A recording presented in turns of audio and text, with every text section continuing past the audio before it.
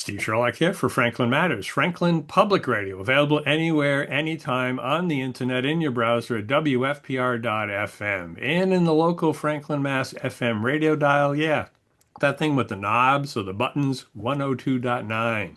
Here today virtually with a town council candidate, Caroline Griffith. Caroline, thank you for doing this. Steve, thank you so much for doing this. I know this is a lot of time and effort on your part, but it's so important to let the candidates have a chance to talk to the town and for them to hear from the candidates. So I'm really grateful that you do this for us. No, thank you. I do think it is absolutely important for people to cast an informed vote. And they're only going to know that if they've heard from you. And clearly, they can connect with you and will encourage connecting with you, however, for follow-up questions, et cetera. But we've also, and as you're aware, and the folks will be aware, we've tried to standardize kind of at least the questions. So all the council candidates are getting similar questions, school committee candidates, et cetera, are getting similar questions. So granted, your story is going to vary from everybody else's, your experience is going to vary, but at least people will have something of a comparison to be able to make that informed vote. That's our intention. So thank Absolutely. I think that's perfect. thank you for doing this. It's important on your side, as we've talked in other places and even before recording. Yeah, I appreciate you and every other stepping up to do your role, assuming you win, because it's still a volunteer position, and I volunteer as well. I have said from the beginning I would never run. I will never run. I appreciate what you do and how you do it. But that's just not me. I'd much prefer to do this and help share the info, which, realistically, the town, that's one of their opportunities. So, yeah, we'll leave it at Yeah, and that. we need you in this role because no one else could do it the way you do it. And it's so important, as you Yeah. said. Well, thank you. So let's start. People are saying, "Oh, who's Caroline? What's she doing?" So tell us your Franklin story briefly about either your road to Franklin or life within Franklin and your involvement in the community, and then we'll kind of segue from there. Yeah, absolutely. So I am not a native New Englander. I am originally from Virginia, but we moved to Franklin in January of 2019. So it's been almost 7 years, which Hmm. interestingly is very nearly the longest I've ever lived anywhere in my life. Ah, The longest I've lived anywhere is 7 years. So Franklin is very quickly about to become the place I've lived the longest a record anywhere. setter. Yes. Exactly, which is wonderful. And it's exactly what we were hoping for when we moved here. As a child, I moved around a lot following my dad's job. In fact, I never attended the same school building for more than a year and a half until I hit eighth grade, until I finished eighth grade and had been in the same Ooh. building for all of seventh and all of eighth. Wow. Um, and that was not what I wanted for my children. When we moved here in 2019, my twins were 3 years old and they had already lived, Massachusetts was the fourth state that they had lived in Wow. that time. So, again, we were following my husband's job. When we got married, he was finishing his doctorate in Georgia. That's where my twins were born. And then he did a postdoc in Maryland, got his first industry job. He works in biotech in New Jersey.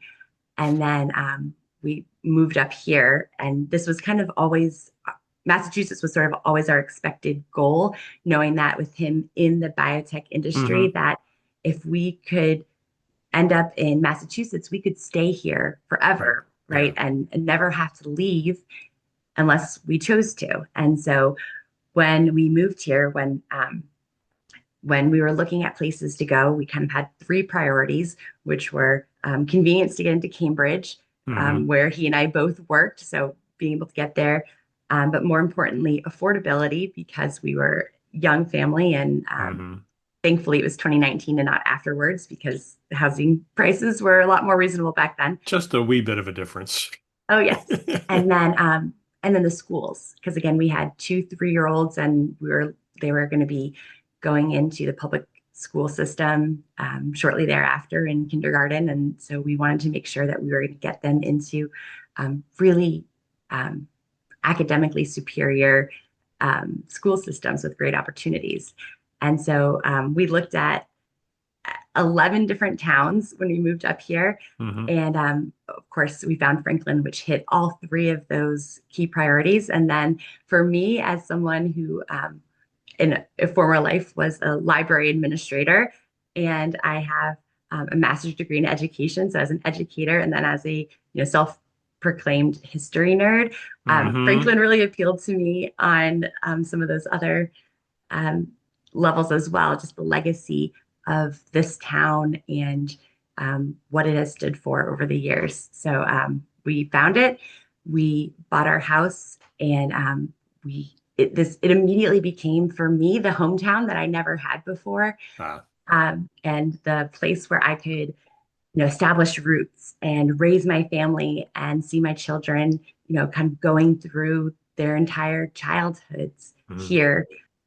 It was a place where we could get involved. So we've been, between my husband and myself, as you know, he's on the school committee. So he has volunteered So a few as, nights away. yeah, yeah, exactly. But he's volunteered as, an elected official in town. Um, we've done a lot of volunteering in the schools, on sports teams. I've recently been volunteering with the Franklin Food Pantry, which is just an incredible organization. Hmm. And we're so like deeply tied into our neighborhoods and our communities. And it's been everything that I wanted for myself, growing up and never had. Hmm. And I love that this is where we get to be for, the foreseeable future. We have no intention of leaving, you know, at least until retirement, and raising our kids here, and getting them to seeing them grow up in a place where they have these deep roots in just a really incredible town. So this is running for town council is kind of another way for me to give back to this town that has given me so much in the last 7 years. Hmm. Yeah, well said. Thank you. So one of the key pieces, and I know you spent some time on the social channels, et cetera, but civil discourse is a key component of our democratic republic form of government. And unfortunately, the political party divide is wider now than ever. So as an individual, what can and would you do to help, either avoid or bridge that divide? Yeah, this is such an important question. And it's something that, as I announced my run for town council, is one of the things that I made a big part of my platform as well, is kind of that um, emphasis on town unity.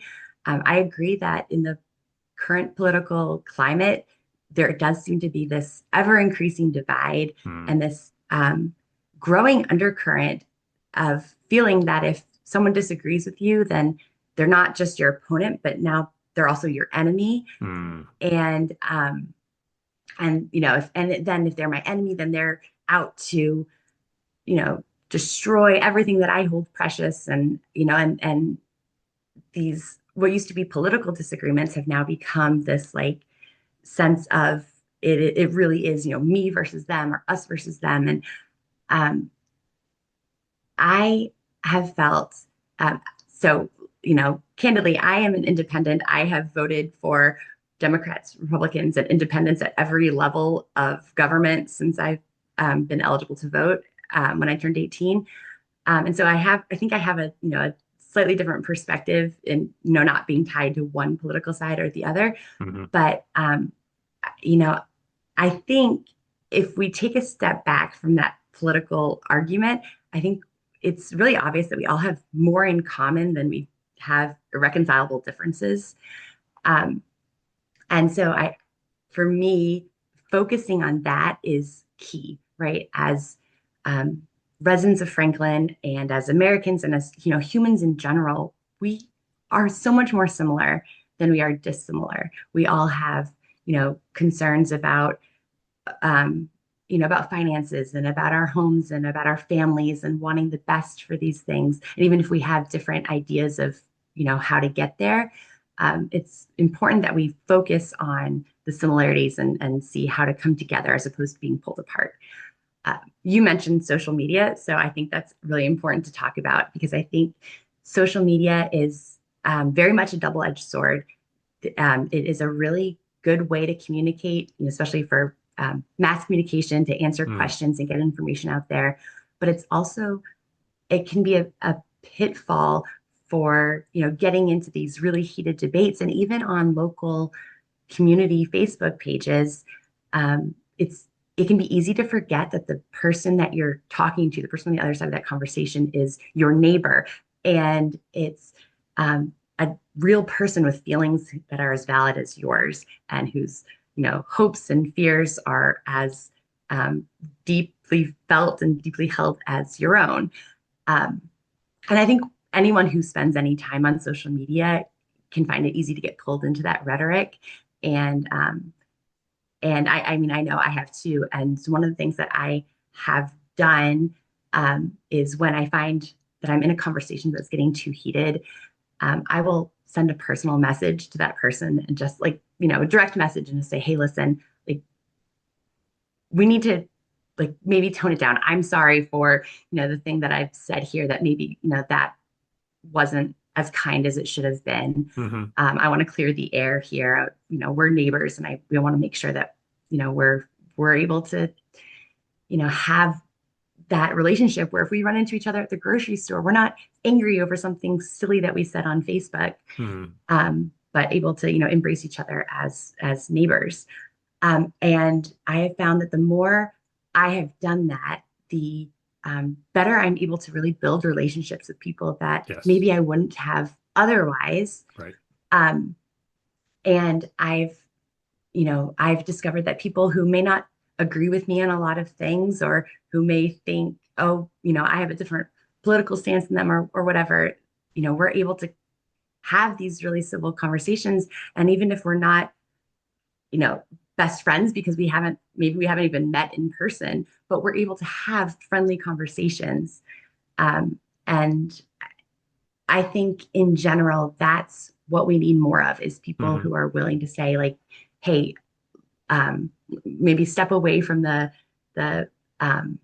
argumentativeness of social media and have those personal conversations. Um, that being said, we do have, a handful of elected officials and town leaders who are on Facebook or social media, um, who are, willing to kind of wade into the fray there hmm to share information and answer questions. And I have so much respect for them. I think we need more of that. They're a small number of our town leadership that do that. And what they're willing to do when they do that is they kind of take on an extra layer of accountability for themselves, right? hmm Because they are subjecting themselves to greater scrutiny for decisions that they are making, or that their board or committee or council is making. They're willing to be more transparent and more accountable for the decisions that are being made by a group and not just themselves. And they're opening themselves up to, um, you know, possibly critical comments, hmm and they're giving up, even more of their volunteer time to do that. So I think it's really incredibly important that our elected officials, our town leadership, are willing to have those conversations, whether it's on social media or they're going to the political conversations at the senior center, or meeting with people at the farmers market. Um, but just to be willing to have those conversations, um, and and to avoid that, the uncivil hmm conversations that do get that are do become a problem, especially in the age of social media. Right. Um, Yep. Thank you for that. Yeah, one solution I would have, and it's not really a practical solution given the way things are today, but I would turn social media apps off on the phone and let the phone go back to be phone and texting, to foster that individual conversation, especially when it's a local thing, because we're all Franklinites, we're all yeah. here, and it's our problem to solve, and we have to figure out how to solve it. But yeah, that's enough pontification on my part. We're trying to get from your candidate's point of view and other candidates. So specifically, what experience or background will help you serve in this particular role? Or another way to phrase it, what do you bring to the table that helps set you apart from the others potentially competing for this role? So I have kind of an interesting both educational and professional background. I studied both political science and business in my undergrad. Hmm. So I, have a good understanding of how government works. But my degree ended up being in business. And so I am very business minded and I can understand both the similarities and the differences in, Mm. you know, how government works and how there are things that you have to have that kind of business mindset there. But at the same time, um, running a town is not the same as running, an organization. And so you have to also make sure that you understand the differences there as well. And then my master's is in education, which was very much a focus on like adult learning and training, Mm. as well as business development.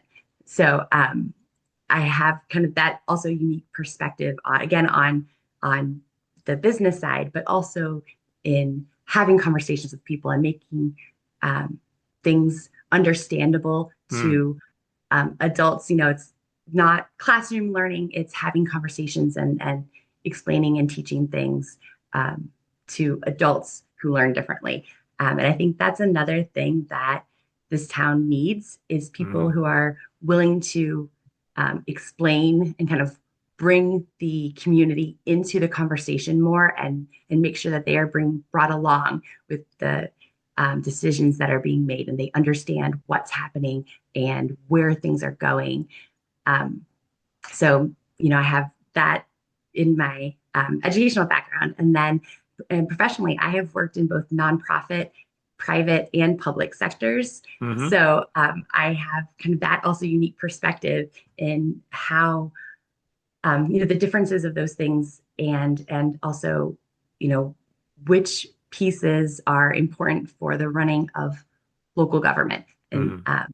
so that's kind of my educational and professional background. At the same time, I have lived, as I kind of mentioned, have lived all over, and so I have also a unique perspective in being able to say I have seen things work in this kind of area, but Hmm.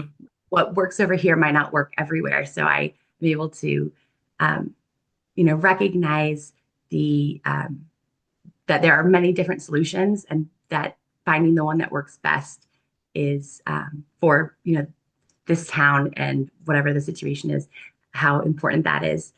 As well as because I've had a chance to live so many places, I'm really comfortable with and appreciative of diversity of thought and experience. Mm. And I recognize that having people who think differently, even if their views are opposing mine, that's a benefit, not a problem. And I love to see that people with different viewpoints can come together and find a solution. And it's kind of that iron sharpens iron, right? Like I don't want to be on a council of 9 people who think exactly like me because then we're not necessarily going to find the best solution. Hmm. You want people who think differently, who have different experiences and perspectives, who can say, well, this is what I think. Someone else can say, oh, well, I've seen this work, and where things get tailored to finding the best solution. So um, I've I've got that in my personal experience as well, and I think that's really an asset um, for a position where you have to make decisions for the betterment of a lot of people with you know diverse thoughts and experience in situations. Hmm. Good. Thank you for that. And for the town council specifically, one of the key responsibilities, I think, as you're aware, the council is to hire and provide oversight for the town administrator and his or her team. For example, while you can serve as an escalation point for the town, this does not necessarily include micromanaging a particular department or operation. Do you agree or disagree? And thereby, elaborate on that a little bit. I absolutely agree.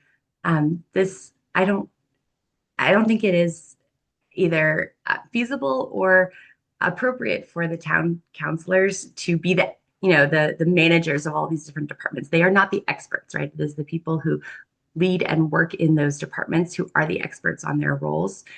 Um, and those departments then kind of funnel up through the town administrator's office, and that is where the town council should be having more of an influence, making sure that the decisions that are made by the town administrator are following the path that we want Franklin to be on, right? That all of those things are coming together to make sure that Franklin is continuously growing and improving to be the place that we want it to be.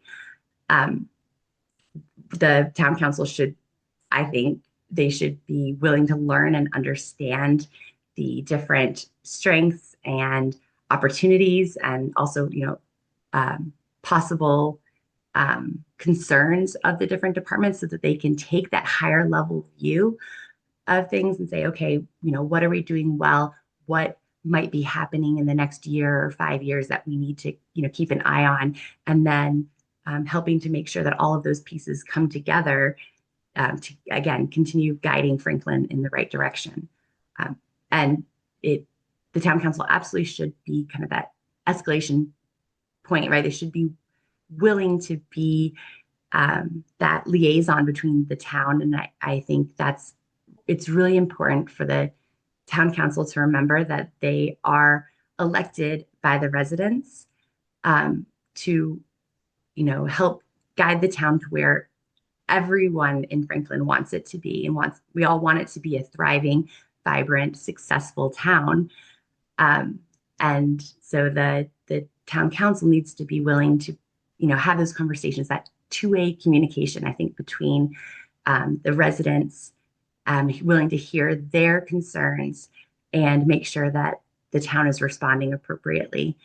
And also, as I said earlier, to bring the community along with those decisions that are being made, and to share, this is what's happening, this is why it's happening, wanting to, keep everyone fully informed. And so making sure to be kind of that liaison between the residents and the town administration, to make sure that everyone knows what's happening and why it's happening, and to get as many people on board as possible to make sure that we are going in the direction that the town wants to be going in. Hmm. Yeah, that's good.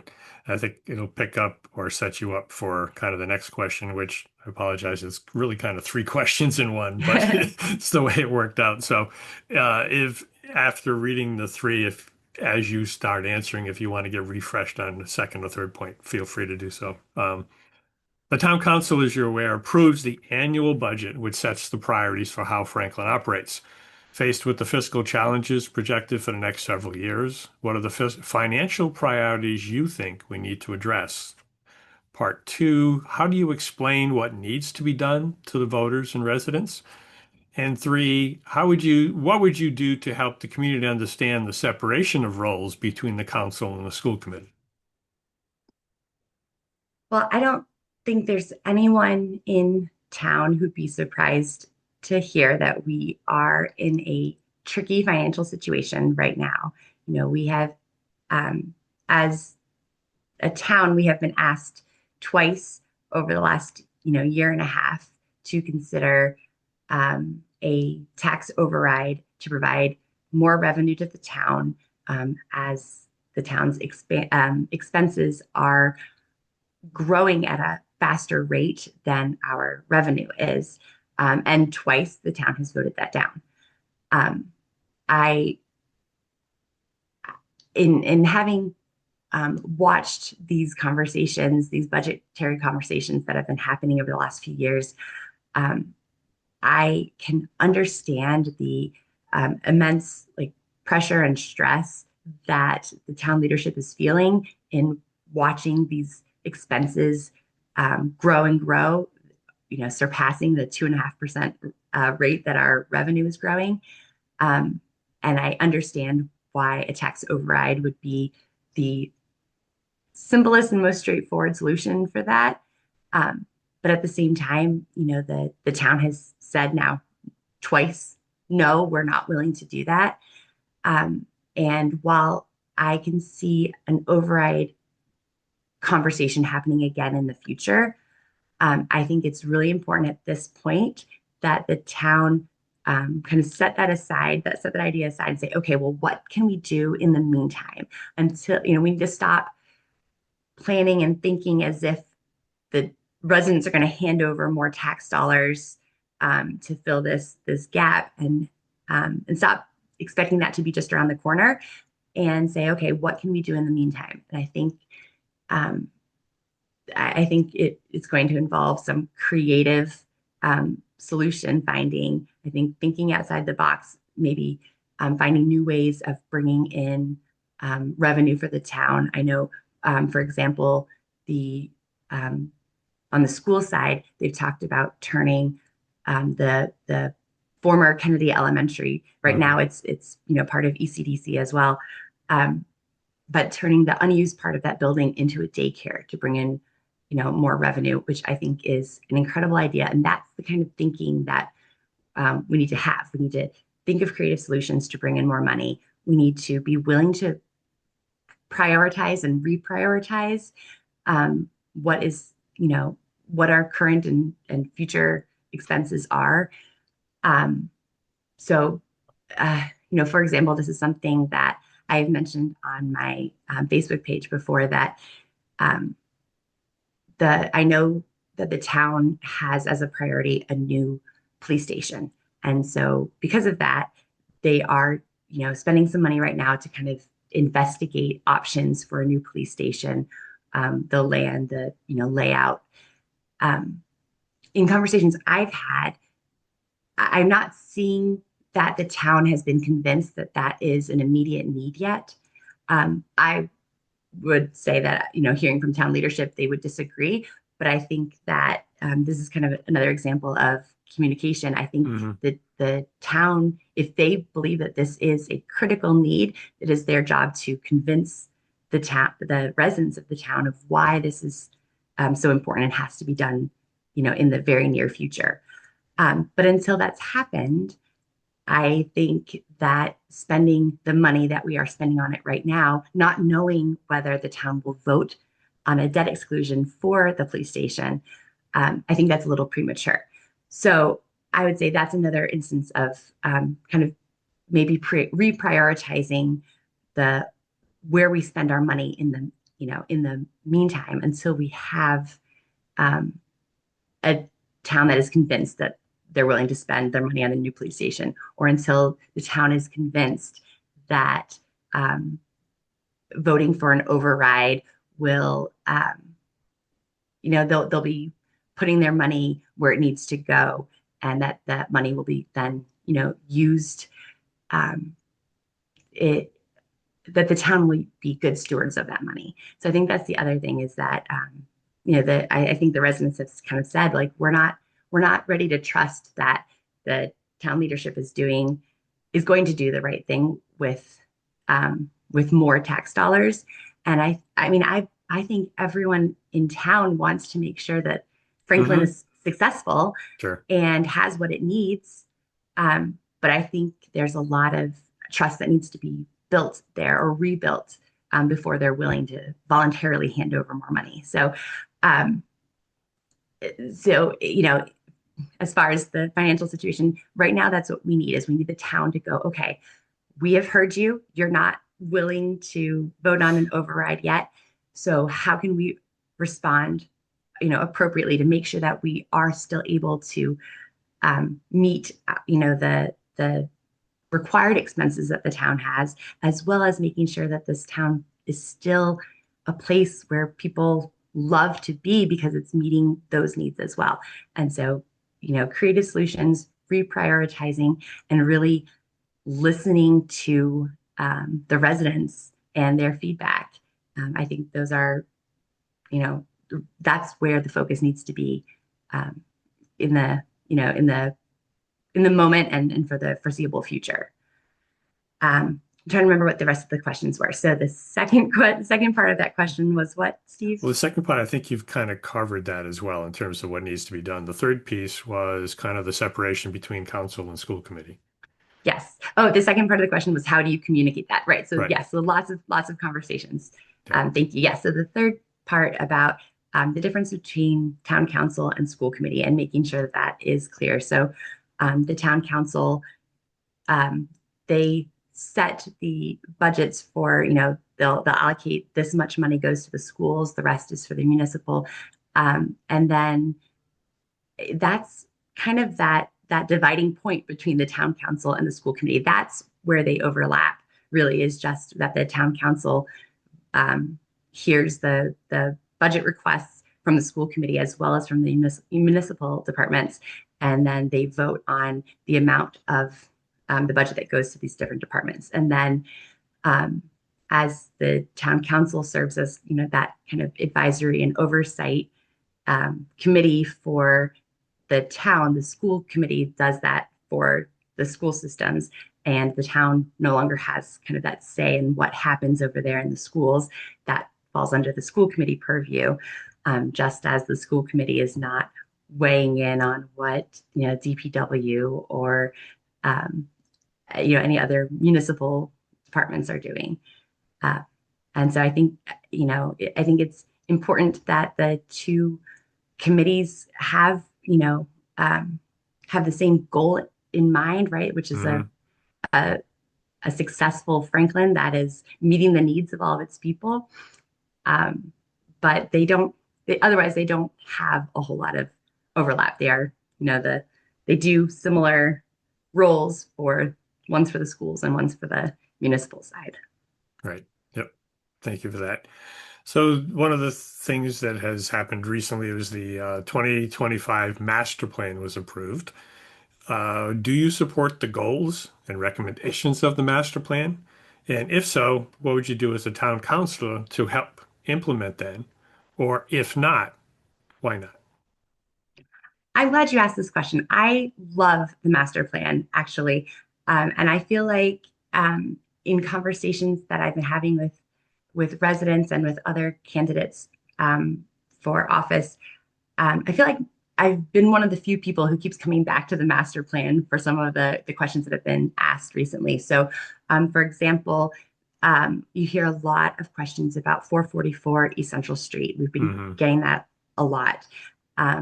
And um, for me, I keep going back to the master plan. I'm saying, okay, the master plan was an 18-month project between town leadership and residents. The whole town coming together. There were dozens of um, public conversations and a handful of public presentations on where things are, as well as it happening in the subcommittee. And I think it's actually just a really incredible um, unifying document from leadership and residents to come together and say, this is what we want our town to be. This is where, we think we should be setting our priorities. This is where we want to see Franklin, going and growing in the coming years. Um, I'm I'm not sure. So again, back to the example of 444 East Central Street, I don't, I'm not seeing the town leadership necessarily following that master plan in all the decisions that they're making. So I think that a document like that has been, very, very carefully constructed with the input of the residents over a long period of time, that should be kind of our guiding light. And decisions that are being made should come back to that and reflect the priorities that we've heard from the town that we should be focusing on. So for example, there's the master plan talks about for housing, wanting to focus on different price points and different types of housing to meet the needs and desires of Franklin residents kind of wherever they are. Hmm. Um, there's um, the idea of mixed use housing and, having it be, commercial on the bottom, apartments on top, or, an emphasis on owner occupied, one or two home um, building or family buildings in certain areas. And so at times when the when the town is, approving or considering approving large uh, rental apartment developments, you kind of say, okay, well, I'm not sure I understand how that fits in with this master plan that you all have approved and worked on so hard that says these should be 1 and 2 family homes over here. This should be, mixed use space.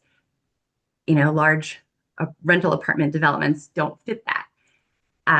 So I would like to see the town council and town leadership in general really use the master plan as that, that kind of guiding light for the decisions that they're making to make sure that, the town has kind of already weighed in on where we want Franklin to be going and what our priorities should be. And so we've already had those conversations with the town residents. We know what they want, what they've asked for, and we've written it into this really comprehensive document.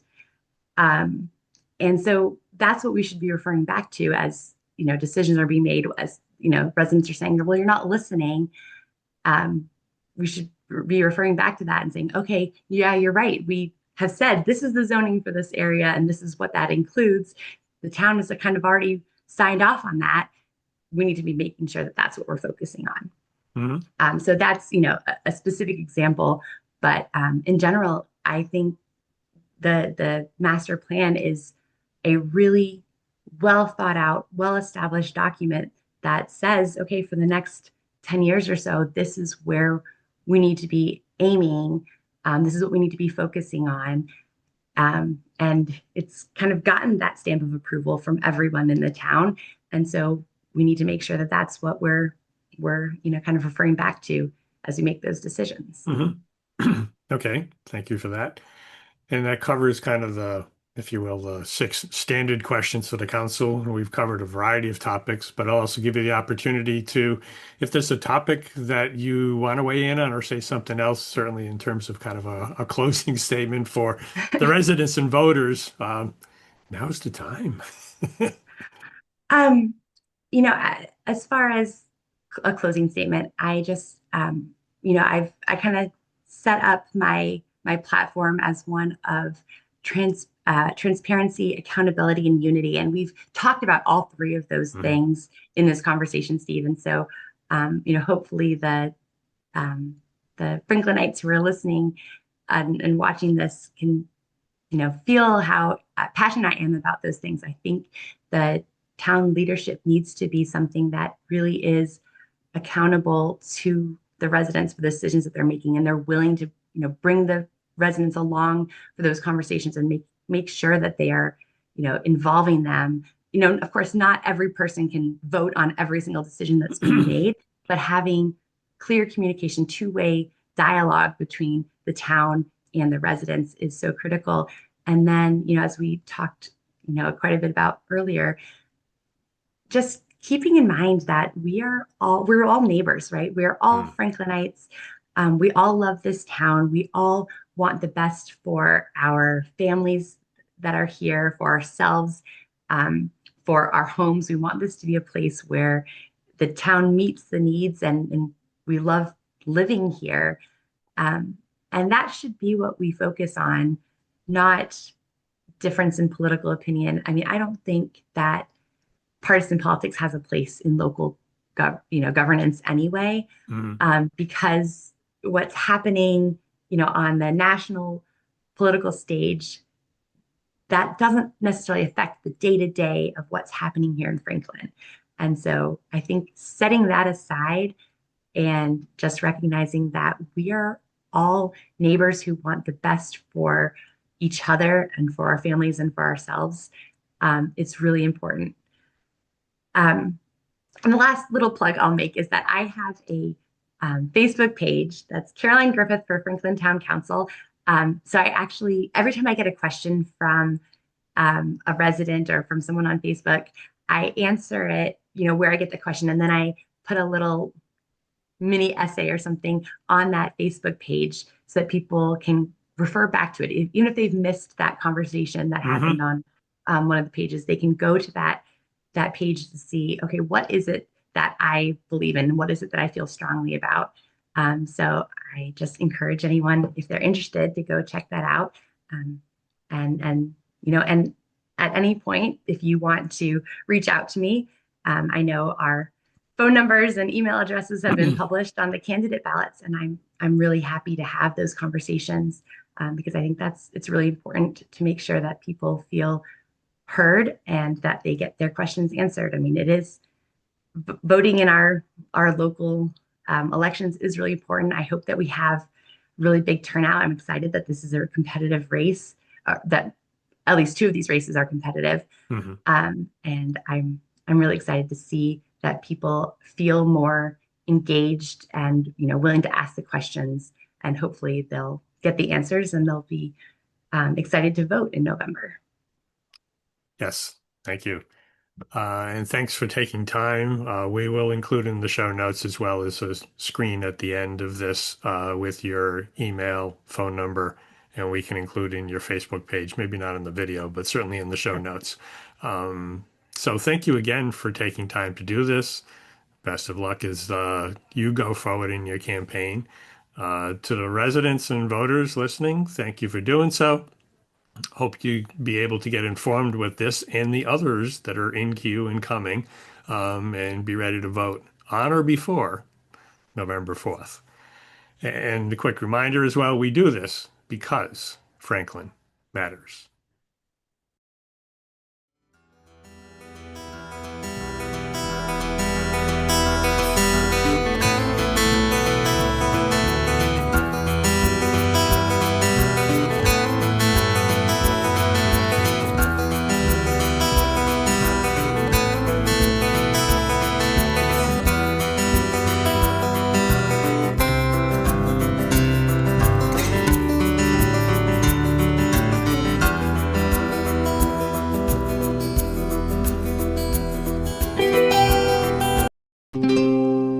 This program was made possible by your Franklin friends and neighbors, good folks just like you.